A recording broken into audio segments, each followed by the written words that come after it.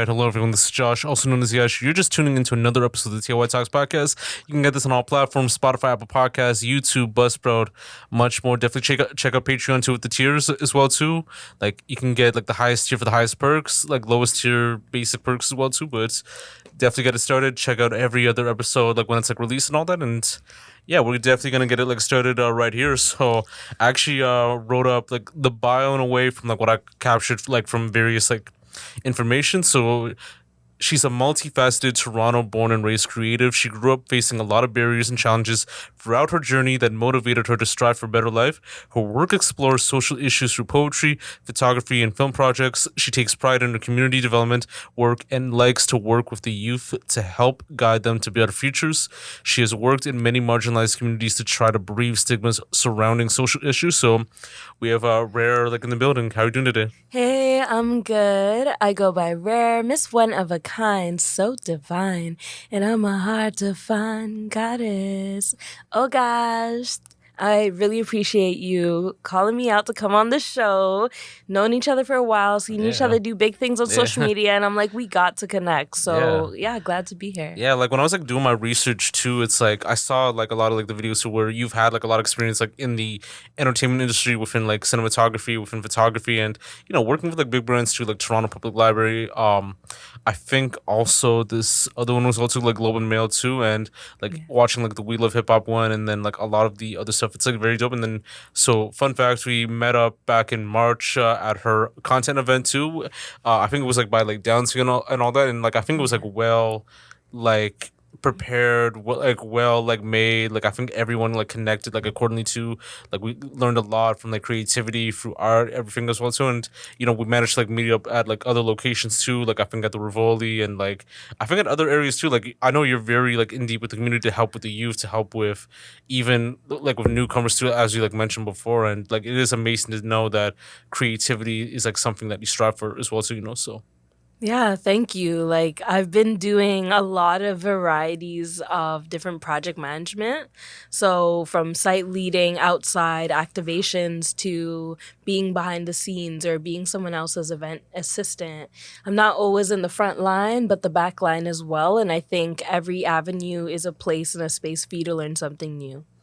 I definitely like agree as well too, and I think like it helps like within like that pipeline within growth to make sure every need is like met to, whether you're like the main star or whether you're behind the scenes too, like whether it's like being like that cog like in like that pipe to making sure like things go accordingly, or just like being that main valve that kind of like holds it all together, like it all works out like either way too.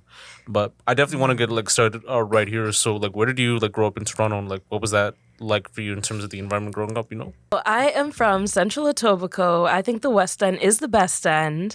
I'm born and raised in the heart of Etobicoke, or I would call it like Central.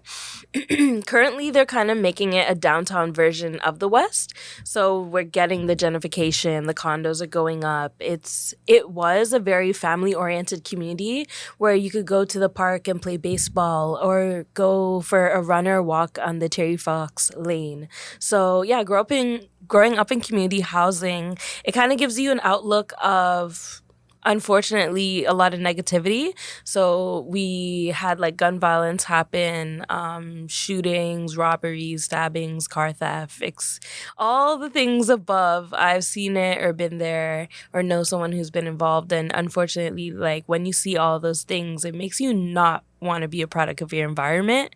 So this is why I strive for a better life every day, because even though I was born and raised in that space, it doesn't make me who I am today. And I'm able to make changes or decisions along my pathway to create a difference. Yeah, I mean that's very like well put out as well too, and like being like Trini and like Grenadian as well too. Like I know there's like a lot of the cultures within that community that kind of helps like within the change to get the youth to do like other stuff too, like the Seal Pen stuff, and like even with like Junior Caravana and like all these like other events too, and like even like Central Etobicoke too, because I know they have like a lot of like community resources with Richview, with like a lot of like the basketball courts and like the tennis courts as well too. So like even in that sense too, within community and creativity, was it big at that time growing up? Yeah, I think My mom would always play in Carnival every year. And when I was a kid, instead of letting us stay home and watch our cartoons, she was like, no, we're going to the mass camp and you're going to help make the costumes. They need help and it takes a lot of hands to make these creations. Back in the days, there wasn't a much of an appreciation or attention on Carnival until all the influencers started getting involved and being like, I'm a baddie in a costume. Yeah. But that's honestly not even what it's about. It's a celebration of freedom, emancipation from slavery. Yeah. So yeah, it was really nice growing up in the mass camp and learning how to make costumes and helping behind the scenes with making the floats.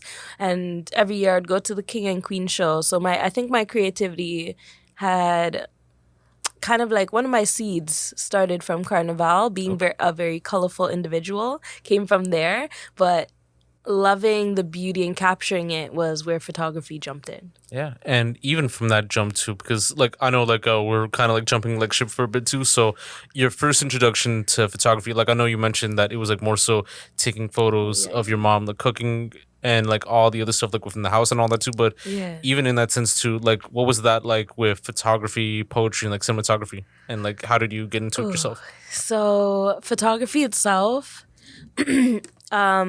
My mom, I'm first generation Canadian, so that means my parents came here for a better life. And my mom's very Caribbean, and I'm very Canadian, but sometimes the accent comes out. You'll hear me go back and forth, it just twangs like that. Sometimes people even say I sound like I'm from the States. But yes, my mom is very old school. She's not into the tech, so I was always past the phone, the Kodak, so the old school scroll up cameras. So because I was always past the camera, I started to have a love for how the photos came out. You had to wait at Shoppers or wherever, whatever for the development. And I'm just there like, Mom, did you pick them up yet? Like, I need to see my art. And she's like, okay, it's not that serious. So I was like, but to me it was, like I was like, I did that. So when those photos came out every single time, I was able to see, okay, how do I improve? How do I move people around to position them in types of way where the lighting embodies them and embraces them? And ever since I was young, I always had a niche for lighting, capturing the beauty, and just putting my hands in anything tech. Yeah, like for me, like what I could say is that when how I grew up, like it was like more so with the computer and all that too, like because like we had our own like desktop, like the Windows like 98 desktop. I think when I was like 6 or 7, like we were like playing like a lot of computer games, and then we got into the internet and like 8, 9 years old too. So like I can definitely like relate on how you're teaching your family members like on how to use like certain products too. Like my dad was like a little bit more advanced, but like there were like moments where I had to teach him like certain stuff too, like even like accessing like the internet and like doing certain things like downloading files or like doing like internet speed tests and all that type of stuff too. So I think that connection within family, it is like very important, so. Yeah, you were out there doing the disk cleanup.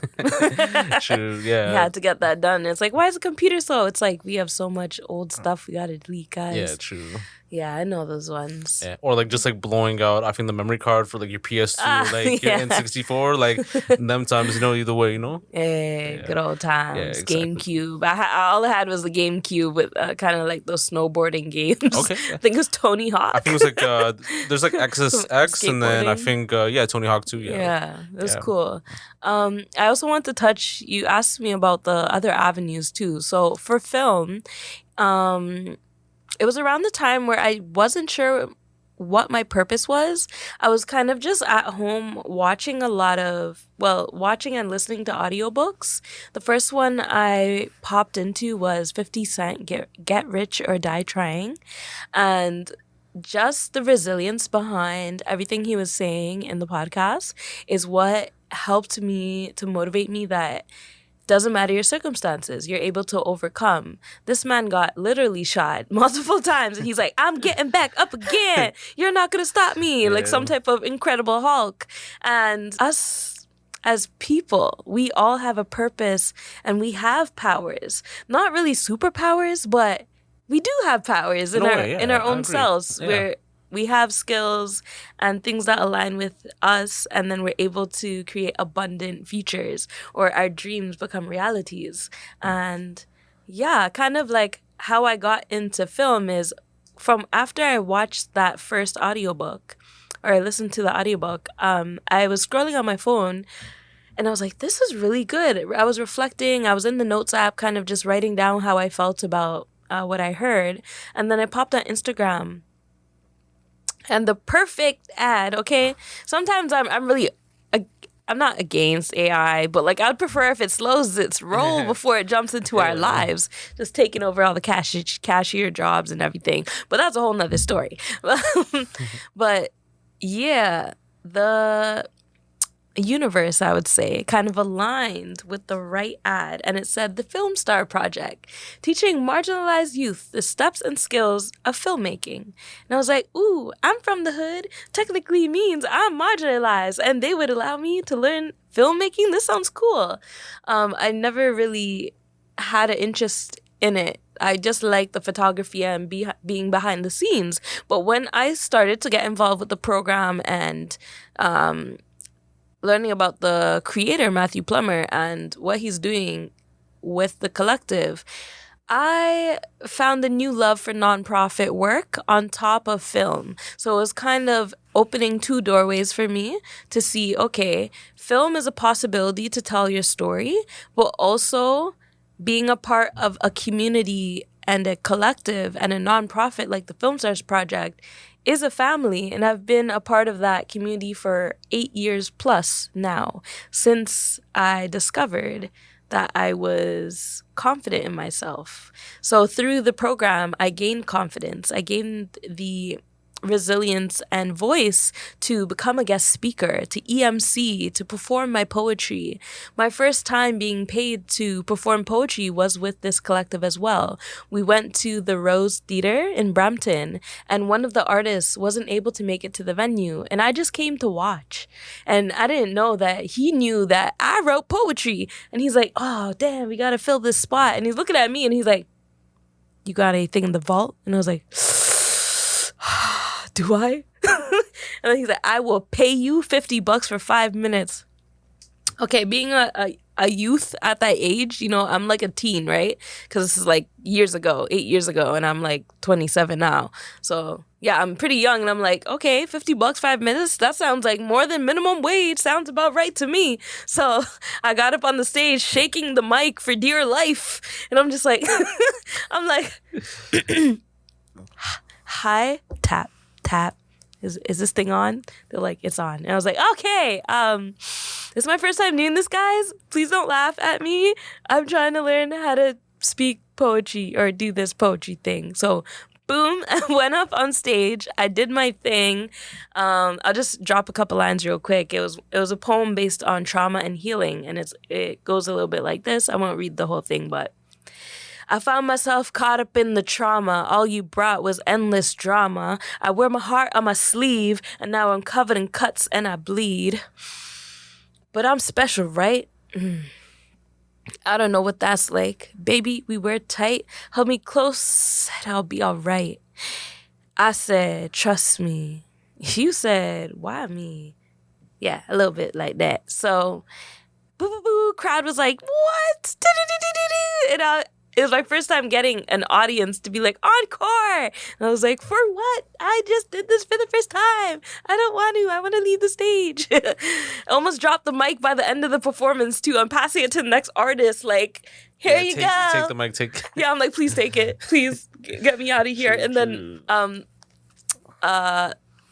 Matthew, so like the owner of the project, the Film Star Project, he's like, you gotta stay on stage with all the other artists. I was like, I gotta stay on stage for the whole performance with the, how long is this before? He's like, this is gonna help you a lot.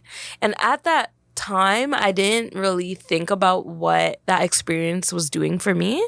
But as I continue to hit stages until our current 2025 now, I'm like, wow, if I didn't get over those nerves early, I would be on the big stages with nerves.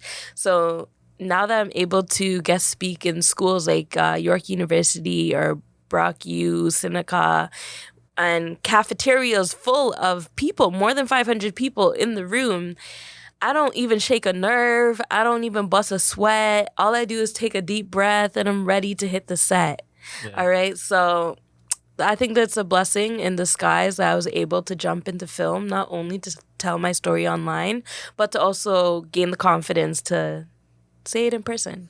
Yeah, I mean, it's very amazing to hear too, and like even like within this journey, within these like journeys that you talked about, from going to these events and from like just like interacting with like family and like seeing like the programs on IG as well too. So, like, mind if I ask, like, was it something that you initially wanted to do, like when you like grew up as a kid too? Like, that's like this is what I want to be like when I grew up and all that, you know? So yeah,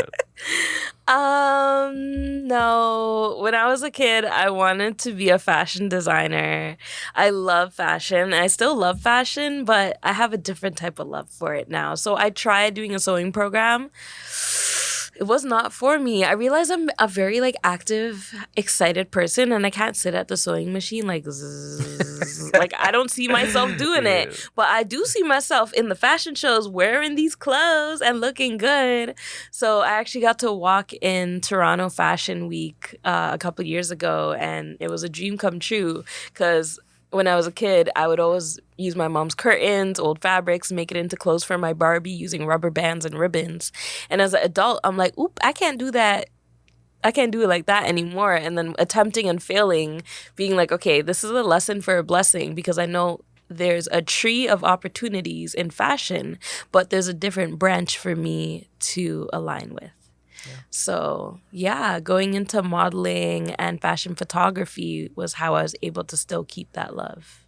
That's amazing to hear too. And like, was it something that's like amalgamated from like how you like grew up as well too? Like from like like what you were like from like the start until now. Like, was it like you were like very into like the whole like creative ideas and like turning like one thing into like magic like in a way too? Oh yeah, I've always been super creative.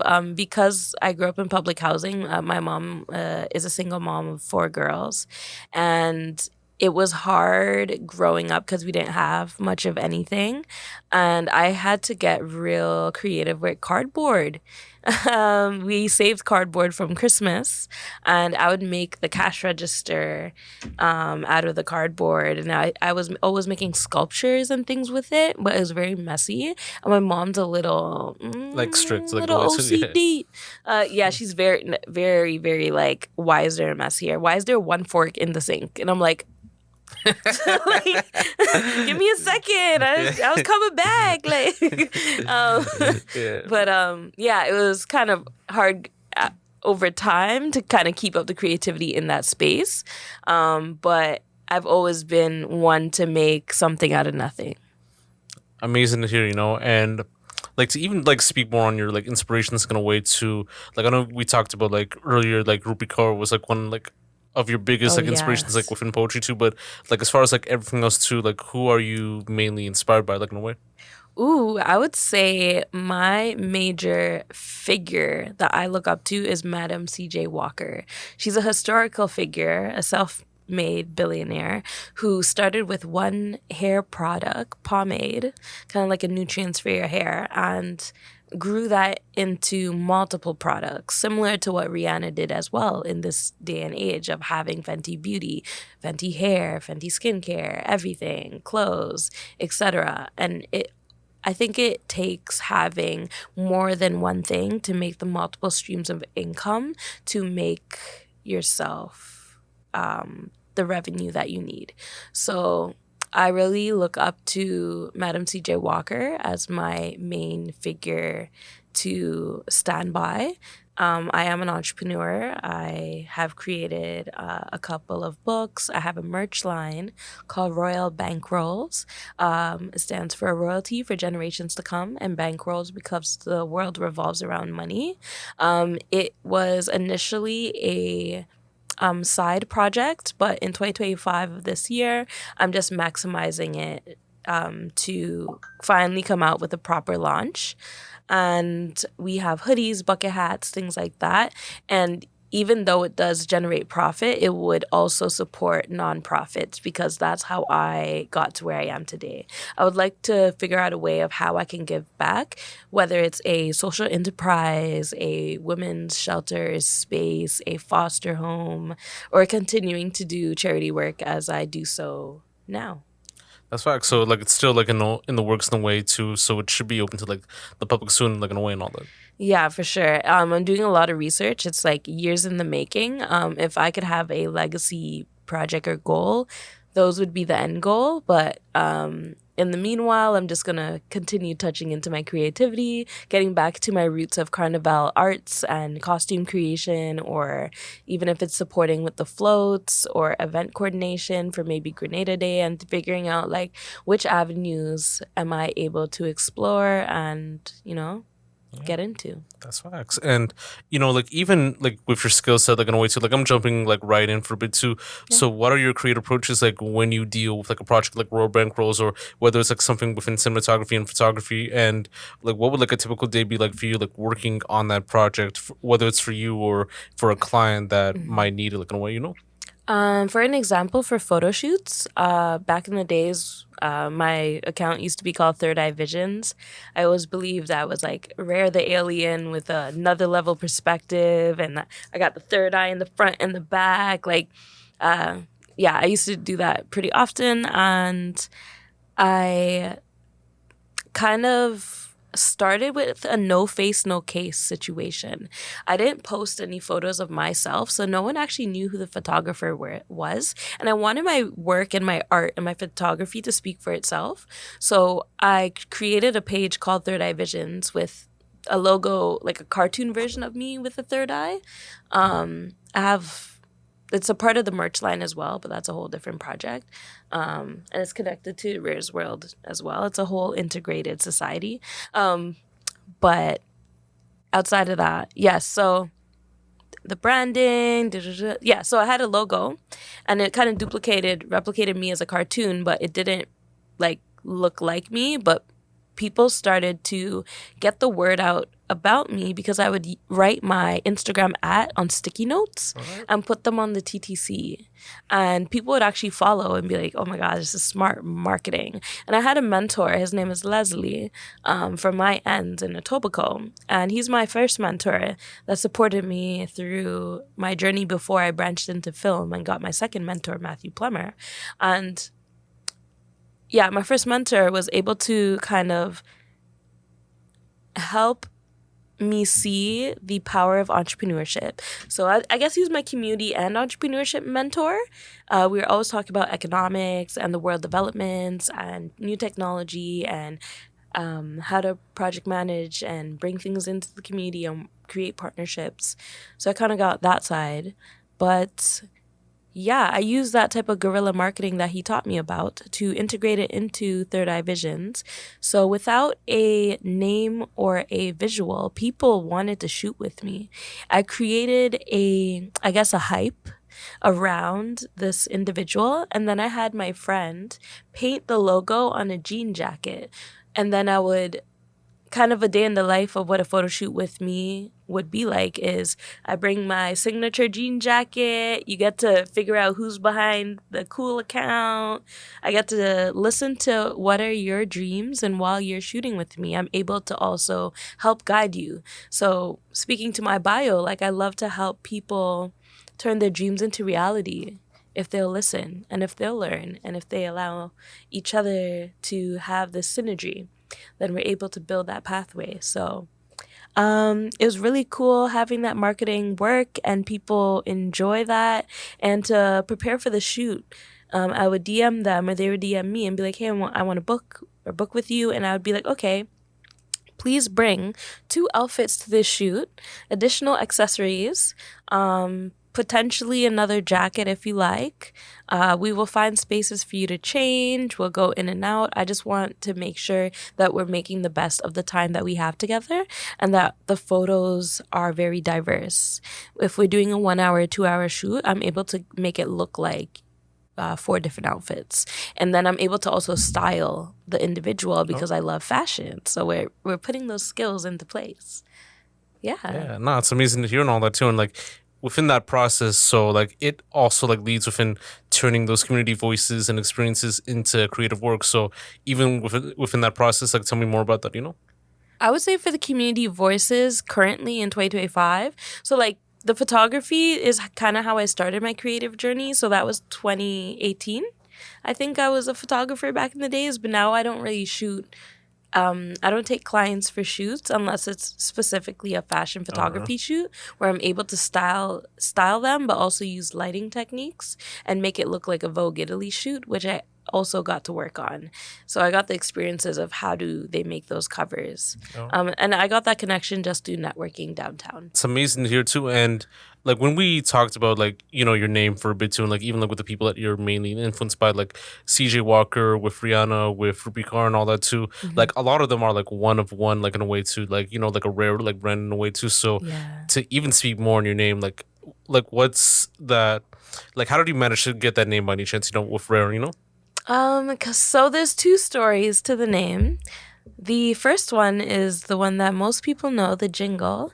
I am Miss One of a Kind, so divine, hard to find, goddess. And I'm a multifaceted creative in the city of Toronto, born and raised in Central Etobicoke. So it's usually just a regular intro that I'm able to just have a signature to, and people kind of remember me. And that's kind of a piece of the marketing to Rare. But also because I know that I never really fit in growing up. I was that odd kid in the class that hanged out with the anime crew. It was like everyone's Asian and I'm just there. And I was like, Ikadakimasu! Thank you for the food. I loved Asian culture growing up. And when I got to high school, things changed, diversified for sure. But because of the area I grew up in and the schools I grew up in, I honestly did just grow up around Asian culture. Yeah.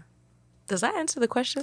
Should be good. I guess the second story, I guess it's like a little bit more of a short, quick way as well. So, how I got the stage name Rare is unfortunately, I went through a series of crazy events and I have had 4 near death experiences.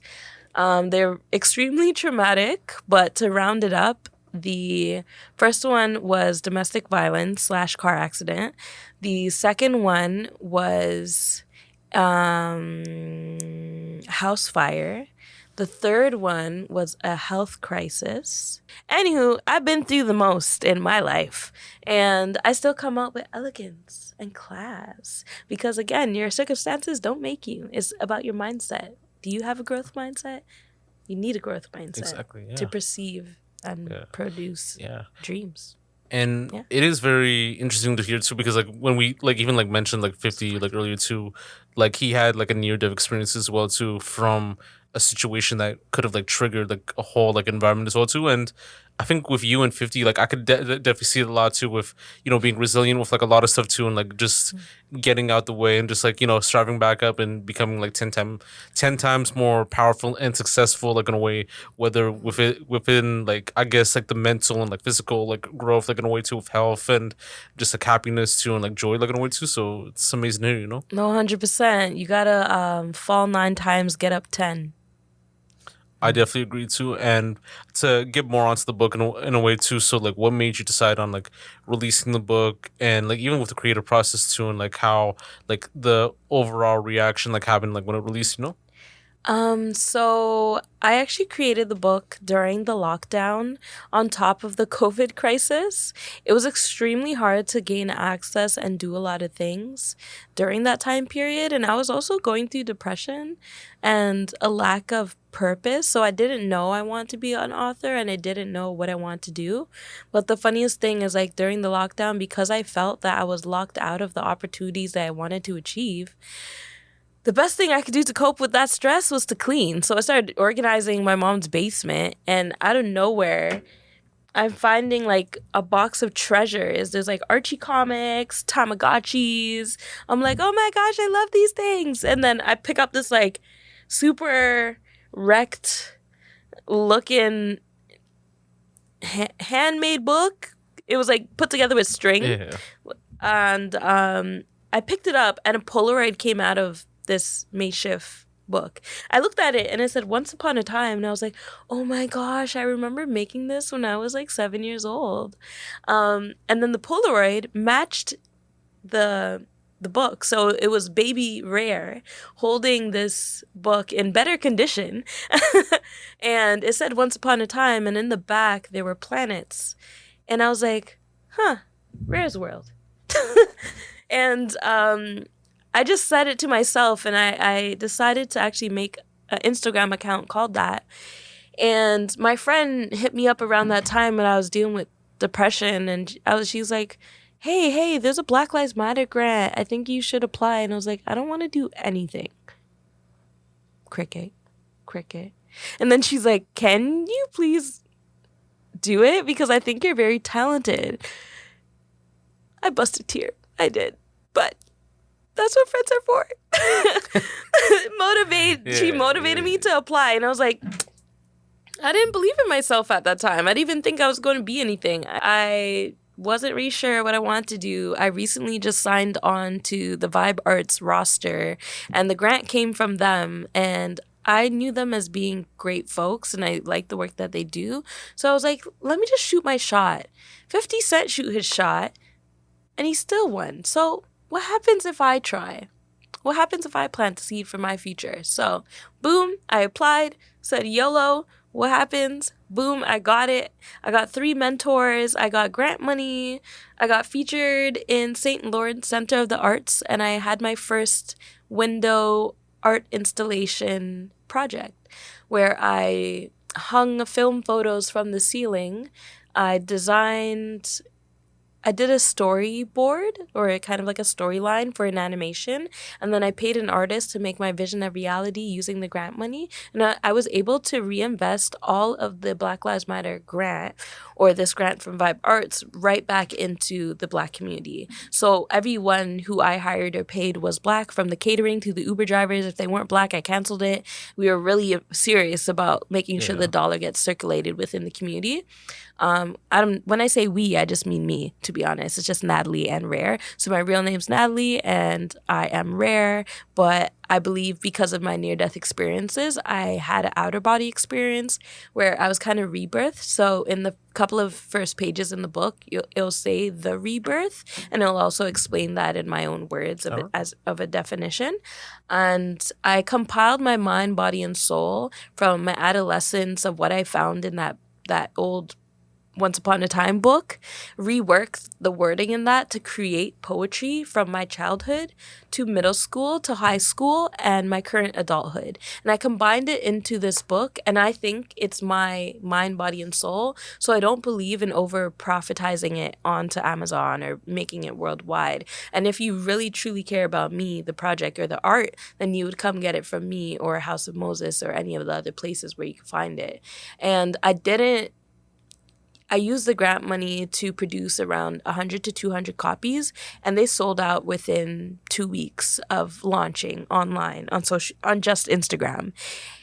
And that's what blew my mind at first. I didn't even initially want to sell it. I just wanted to make my window exhibit for St. Lawrence Center of the Arts. But the ball started rolling. The excitement started pouring. People started adoring. And I was like, oh my gosh, I'm an artist. I'm a creative at that. So once those keys started opening those doors, I started to realize I'm not just a girl. Yeah. Nah, that's definitely like very like interesting to hear as well too, and like it led to like a lot of factors with like Globe and Mail and like Toronto Public like Library as well too. So tell me more about that, So yeah, with my first photography publication, it was every Toronto Public Library in the city within the Young Voices magazine, and then they had a release event. So I was able to connect with the librarians and like build a connection from there.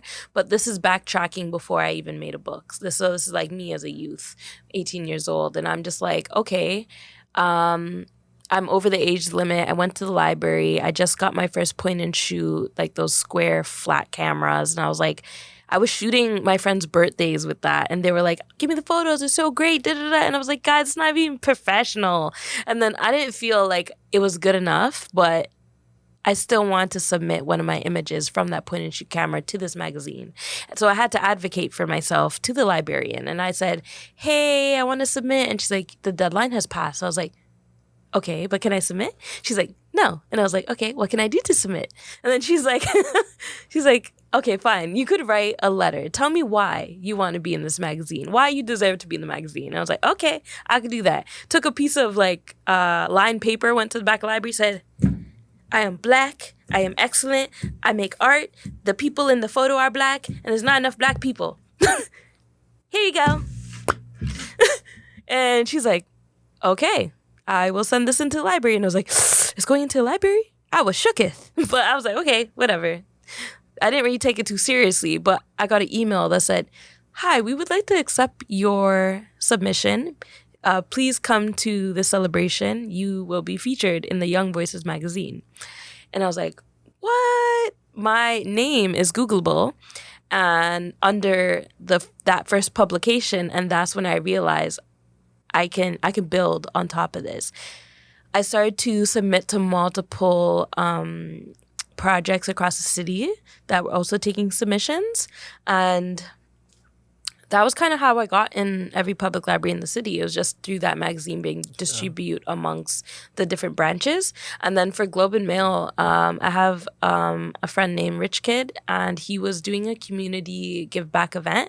And he just booked me as the photographer, and I shot photos for the event, and he submitted it to Globe and Mail. And then I got credited under my name again. So at the age of like maybe 19, 20 something, I had 2 publications in really big places. Yeah. And I put that on my resume, and I started to continue building within the media industry from there. So it went from photography to cinematography to behind the scenes filmmaking to lighting and storyboarding, script writing.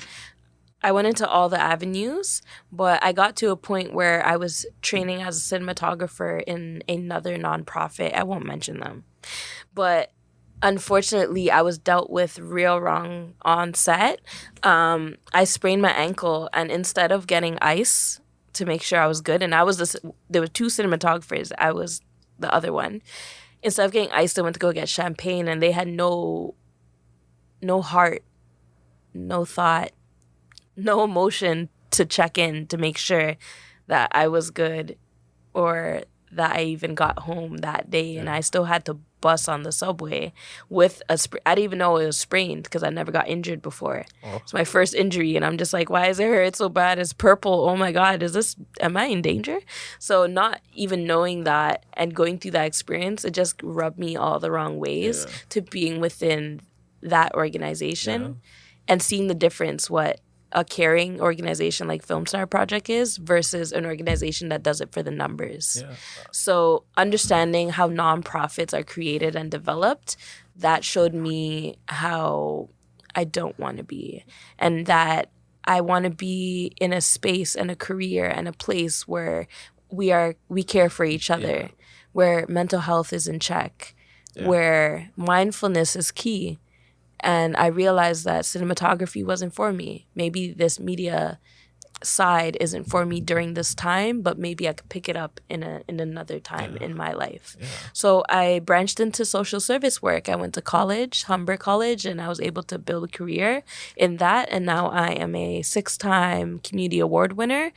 And on top of that, this year I have been nominated as top 100 Black women to watch in Canada. 2025. Yeah. And I collect an award at the end of the month. Yeah, and it's very amazing to hear, and like it is like crazy too about like the whole like injury situation too, because there are platforms where it can be like grimy at times too, where people like there are like moments where you do get the accolades from like other people, and then there are times when you are dealing with like grimy people as well too. Because I had like this like one situation where I took photos at an event for like I think like an old school Toronto like rapper like back in the day too, the rapper producer. Did the photos like only for like the platform that I did. It's a weird story, but and then the guy like used like one part of the image too, because we did like some like backstage shots too, and like he used that for his project, which is released under an indie Canadian label. I don't want to give like too much too, because I am like trying to like finalize it in my way too, but he used that for like profit, like in a way to where it's like you could see like actual, because it's like used like the album cover for a thing, but like he did like sketches. He used it as an album cover. Oh my gosh! Like for like an album cover, but like he used like one part of the photo, which is like the face, and then he did like some sketch bullshit and all that. And but he didn't give you consent or let you know that you were changing his image. Tried reaching out to like the label, him, all that type of stuff too. Even like sent some stuff. That ain't right. From photographer to photographer, I hate when people re-edit my photos. Like, hello, I took time to to edit that. Pretty You much. better post that up the way it looks. And like I did that in like 2019, and then he didn't start using it for commercial use until Yikes. 2022, where I found it at a local CD store in Toronto. But it's a long story. I'll probably like get into that like later on, like at one point. That's in my life. rough, but that's a lesson in copyright and media consent and like making sure that everyone is okay. So yeah, the media industry can be extra shisty. Pretty much. And like I guess the situation was that the Netflix one that you were like dealing with Yeah. the Ingo thing. Oh, okay. Like even like being like black in the digital creative like arts industry too, because like we're both like black in a way too. Yeah. So have you ever felt that you need to compete or work twice as hard to gain the same respect or value as like a non-black creative? So that's perfect that you asked that, because it kind of brings me back into why I didn't go forward with being a serious cinematographer, because I was trained at White's. I was going to do some projects potentially with Netflix. I got to do I think it was a Mac or Sephora commercial. I got to work behind the scenes there. Like I was building up to go into bigger projects, but it felt like every single time I wanted to go through a door, it was like shut on me. But unfortunately, it was due to racism. It was due to jealousy and greed and other people fearing that you would get ahead of them. So unfortunately, in Toronto, I find that a lot of people have a crab in the bucket mentality, and they don't believe in collaboration builds our nation. So this is why I'm such a community-oriented individual, because I want to make sure that we understand that it takes a village. When you put music out, it's not your 5 friends in the basement listening to your song. It's a nation. It's a concert. A concert is synchronized people listening to the same wavelength. It's got to be like that. Yeah, that's facts. But anywho, yeah. Fun facts with Rare. Yeah. I definitely agree too. And like even from your start with like Royal Bankrolls to like even with the family stuff to now being like a published like creative in a way too. Yeah. Like do you feel like you've grown as a creative and community like leader and that you came like a long way in a sense?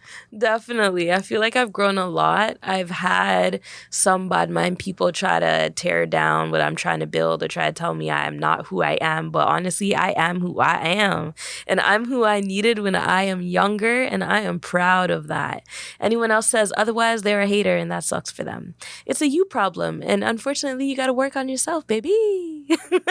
But aside from that, I feel like I've grown to realize that sometimes a lot of people project their insecurities and their negativity upon you, and they want to put fear into your dreams, but it's like, nah, keep that energy over there. Once you are embodied and in love with yourself as an individual, there's no one out there that could stop your shine or change anything that's meant for you. I definitely agree too. Yeah, it's amazing to hear too. And like even like when we spark more on like community, like even like talk more like in community in a way too. Like what challenges do you face like when bringing like these like art based projects into community spaces, and like how do you like overcome that like in a way, you know? Oh, I would say it's really hard to fund these community projects. I try to have the capacity to write these grants, but I be tired too. It's adulting on top of living, on top of responsibilities, on top of family, on top of business, on top of dreaming, on top of trying to build a career. It's like all the different avenues, and trying to balance it is the hardest part of being an entrepreneur or an individual in the social service field. But we make it work because you'll make time for what you love. Yeah. This is just to like add on for a bit too. Like, how do you see like art helping people like engage with like topics that might otherwise like avoid like in a way, you know? I really think that art is a powerful way to kind of get past trauma. I'm working on a new project called Break Time Co.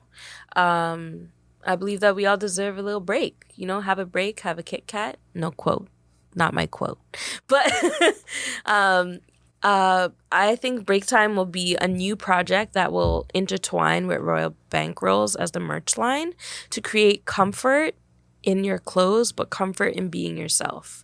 And then the initiative will also create community events and networking opportunities, like the one you came to. That was a test run. It was Downsview Studios for I think I called it Content Creation Station, and it was a space for different photographers, influencers, community leaders to connect, eat some good food, get some photos. Yeah. So I want to do projects like that more often, but I want to be able to partner with other organizations or even get donations and be able to provide these events and projects for nonprofits and bring it into their spaces.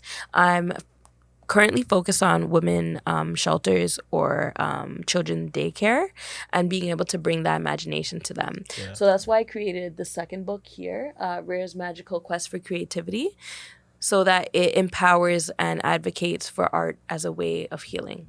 Yeah, and even with the community members that like tend to help out like in a way too, because like you do need like a community to help out like in a way to get your vision to work like in a way to better it like in a way too. So how do you collaborate with them in shaping your work and all that, or like shaping like the work for the community, I think it's just trying to have like-minded values.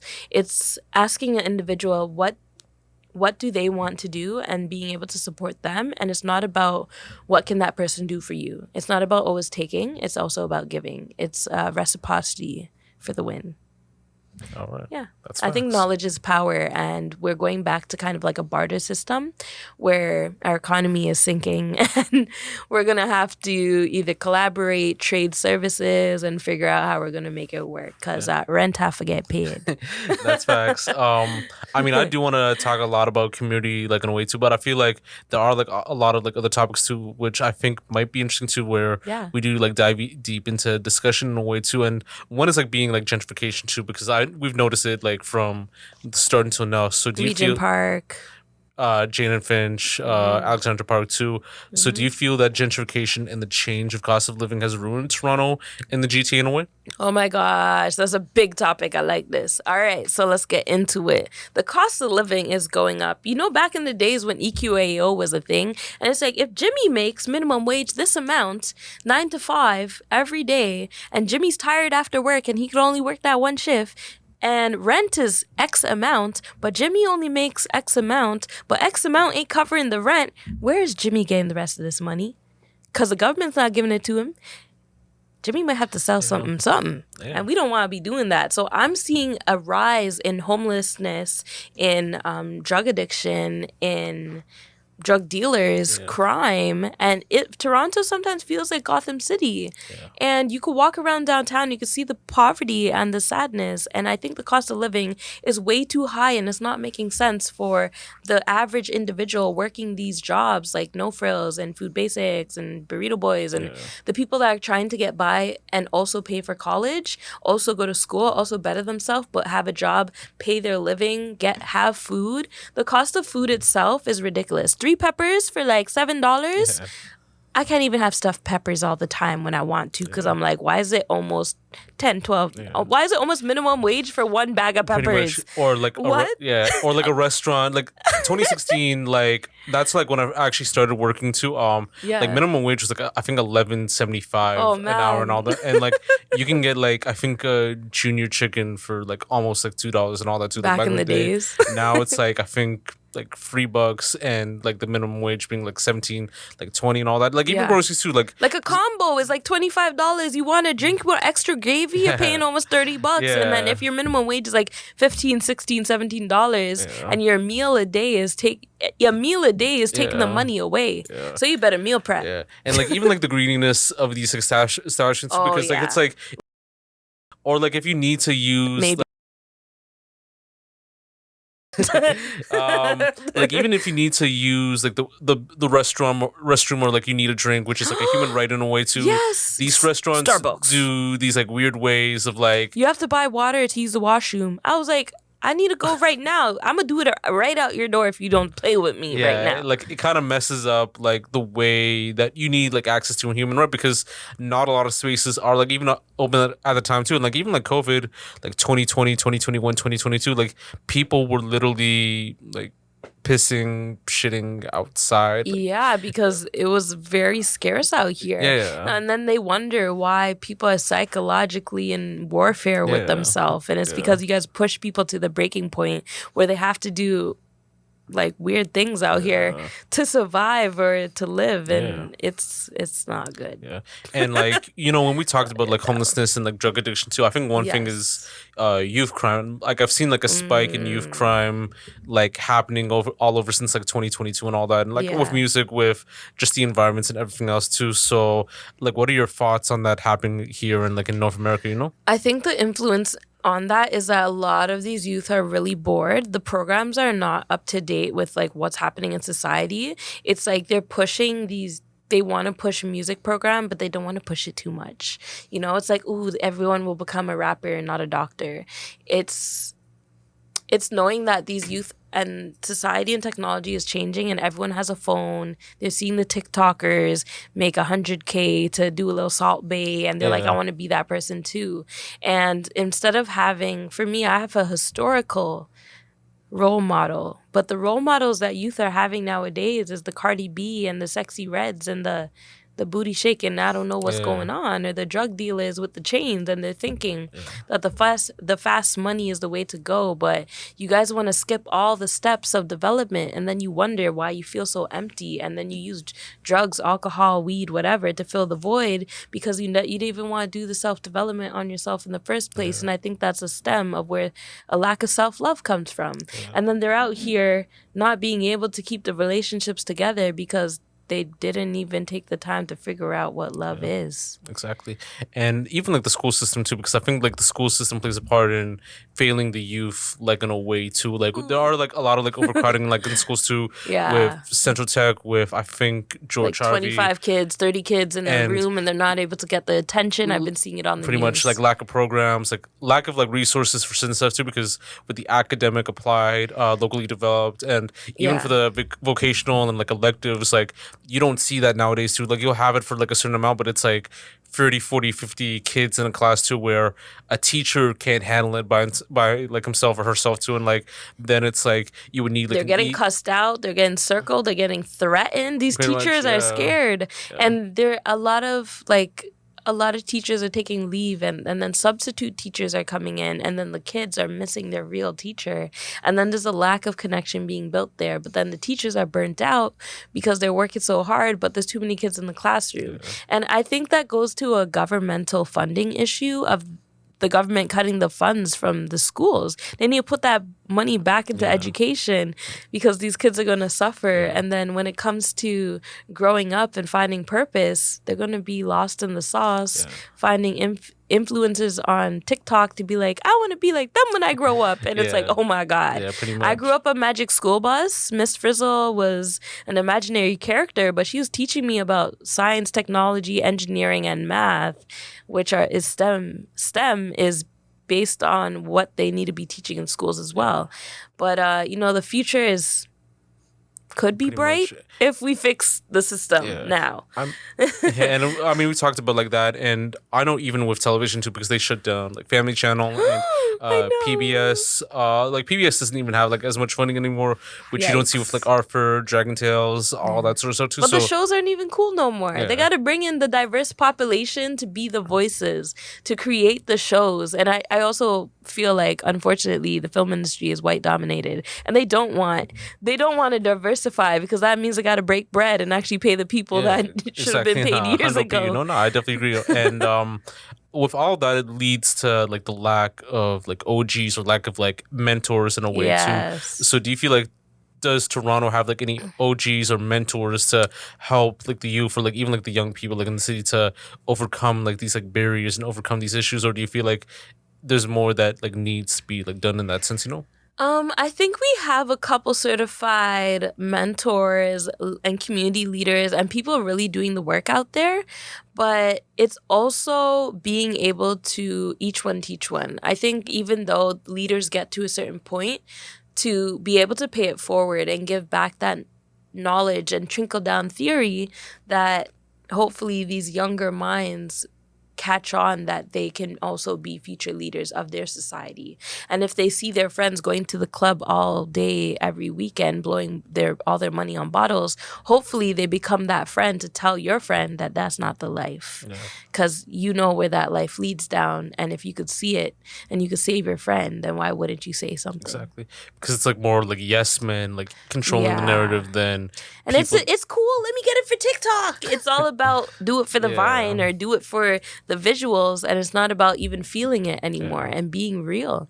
Yeah, I feel like nowadays, so like I think in society, people are afraid to say no because they know like how like the turnout like may be like when it comes to providing like what's needed to. Because it's like, you know, like, hey, like can I be on your thing, or hey, can I do this, do, and like even sometimes like other people are like dealing with like a lot of like issues like in life too. So like saying no can be like a lot of factors too, because like whether it's like you being cussed out or you dealing with a lot of stuff too, like no can be like the factor of just like general acceptance versus, you know, being cussed at or attacked, you know. So yeah, but I think this sensitivity came from the lockdown of people overthinking the communication on text message, on calls, on FaceTime, on social media, and being like, I didn't get 400 likes, no one likes me, oh my gosh, and then taking that to heart, and then they become.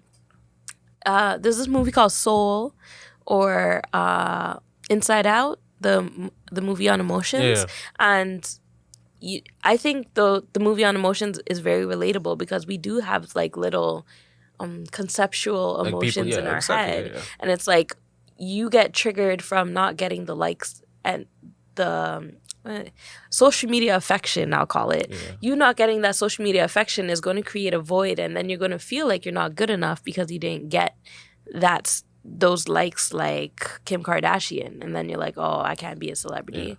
And it creates a kind of like a self-fulfilling prophecy in your mind once you start to create those thoughts in your head. And if you start to create those thoughts in your head, then your positive mind can't break through those barriers. So I think a lot of folks are getting these sensitivities because of the lockdown era and what type of mindset it put us in. And even though time has passed, I don't think that we've gotten back to 100% norm of what communication is. Some people still don't want to shake your hand. Some people are like weary. So it was a draining time period. A lot of people like wearing the mask too. Like I've seen like some people like out here in there with their masks too. So I could definitely understand too. Even it relates to mental health in this like whole aspect too. So like even for you, like when you're dealing with your mental health too, have you ever felt like at times it could be like overwhelming with like the amount of like projects and stuff going on, and like how do you treat it like in a way, you know? Oh my gosh, my mental health be shaking it sometimes, I ain't gonna lie. I'm a tea drinker, actually. I love my raspberry tea, peach mango tea, you know, like just being able to explore these different flavors, and it kind of revives me as an individual after a long day or an early morning. Or if I feel sad, I think the tea boosts my emotions, it boosts my energy. And even being able to journal in the morning, like I have a morning routine. So I like to wake up, chime my Tibetan singing bowl. It goes ding. And then I use my mantra. My body is in perfect harmony. Every cell radiates with health, strength, and vitality. And then I write down 3 things I'm grateful for in my gratitude journal. Drink a glass of water, stretch, start my day. Amazing to hear in a way too, and like to even like deal with it like in a way too, because like we're both from like Toronto, like in that sense too. So like how do you feel about the whole Toronto GTA creative scene at the moment? Do you feel like there should be some changes on the direction of where the scene should go to, or do you feel like it's like on the way it is? Because I know you mentioned how it's kind of like bad mind, like crab in the bucket, like in that sense too. So yeah, I think sometimes, actually no, we'll go on the positive note. So I really like the creative scene in Toronto because it feels like there's different, not different cliques, but different atmospheres. So there's the like jazz, neon soul atmosphere, if that's your vibe. Then there's the classical musical state. I really like that our city has so much to dive into. You can walk down the street and go to an open mic. You can access a jazz bar. There are possibilities for all different avenues. And yeah, I think that's just wonderful to be a Torontonian Yeah. and to be able to have access and know that if I want to try something new, it's there. Yeah. Like for me, like I've started to go to more like comedy clubs too to kind of Ooh. change my whole like routing when it comes to like seeing like different content and stuff like that too. Because I know like there are comedians that are like doing their thing too, and like there are like a lot of platforms like Second City, even with I think the comedy bar and all that too that are kind of like doing their thing too. And then there are like programs where you could like learn like to better yourself to like public speaking and all that too. And Mhm. I actually like felt this in a way too. Like when we communicated, like I feel like you would be a great like public speaking teacher and all that too, like a coach, and Oh, to get people like within their confidence and all that, you know. So, but yeah, thank you so much. I haven't actually done a lot of guest speaking workshops, but recently I did do one for Toronto Community Housing. It was mostly focused around networking and branding, but I did teach them how to pitch themselves and how to network with each other. There was around maybe 500 youth, and they broke it into two different sessions in the same day. So I was able to kind of explain to them different tips on what could work for them. And when they were able to pitch, I was explaining to them that when you're guest speaking, you're putting your shoulders back, you're elongating your neck, you're being able to project your voice so that you're louder for the people in the back. yeah, exactly. So, yeah, maybe I will push that more in 2026, Yeah. but I do hibernate for winter. Yeah, because I feel like it is like good to help people like get the confidence up, and like I do definitely see like a lot of like confidence like in you, like in a way too, from like how you present yourself, and even Yes. talking about the most traumatic stuff too, like with a smile in a way too, because like it takes time to kind of build it up to speaking it with a smile too, and like to Yes. going the high route rather than to like sulking it in and all that in a way, you know. So I Yeah. commend that, you know. So Thank you. Yeah, my experiences made me who I am, even though a lot of them were horrible. I still accept all of them as wins yeah. because it's just a stepping stone to my legacy goal. Yeah, for sure. And so, like, what would be some advice that you would give to any creative or any person like in your footstep? You know? My advice would be to be true to yourself. Everybody else is taken. You don't have to copy anything.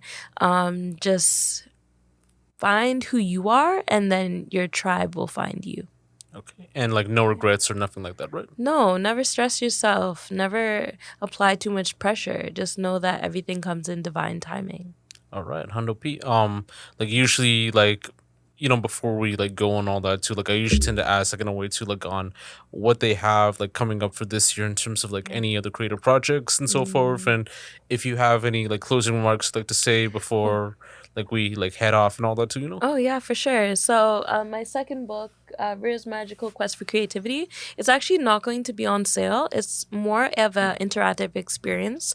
I want to be able to read, either do private or circle reading circles with children, or do like private readings for this book so that the collective break time, we're able to build on top of the storyline, and everything that I create is interconnected, kind of like a Disney world, Rare's world, wink, wink.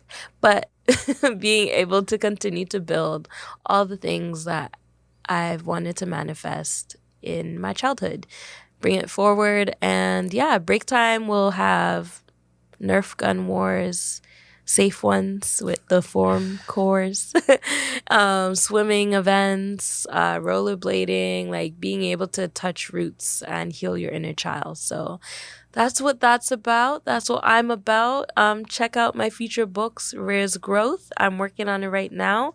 That book will be on Amazon because I'm not pouring my mind, body, soul into it, but I am pouring my full love and joy of everything I've learned into it this time with poetry, stories, real stories, and digital and film photography. So a book of art is coming your way, and I hope you say hey if you see me on the streets. For sure. And they can follow you like on Instagram, Snapchat, like Facebook, all that type of stuff as well. Yeah. I don't really use Facebook, to be honest. But you can hit me up on Instagram primarily at rares.world, or follow my YouTube for my vloggy vlogs and future art projects. That's facts. Rare, it's definitely very amazing to have you on, like for the podcast to speak more on your story and your journey as a creative community leader and so forth too. Thank Like you. I think out of all the guests I've had on the platform, like I think you've had more of a genuine and real like approach, like when you came to like answering like these questions and to sharing your story like the right way and all that too. Like we don't really see that with a lot of people. Like sometimes people put on like a front, all that sort of stuff too. Like I'm a real ass nigga. you're real, either way too. And like I commend you for that in a way too. And like Thank you. definitely like a pleasure like having you on the platform. Like we'll definitely connect soon on like future projects, whether it's this or whether it's like something else in a way too. But wishing nothing but the best in your way, So so this is Josh, also known so this is Josh, also known as Yashu, on another episode of the TLOY Talks podcast. You can get this on all platforms: Spotify, Apple Podcasts, YouTube, Buzzsprout, much more. Definitely check out like Rare's work on her books, her content. Definitely check out her events if you're in the community, whether it's in the West End, East End, North Side, South Side, much We're more. Everywhere. Like you'll definitely like meet her one way or another too, or like definitely check out her work. Like type her actual name and you'll see the work. Like all proof. And this is Josh, also known as Yashu, with Rare. It's a Rare's World, signing off. Peace.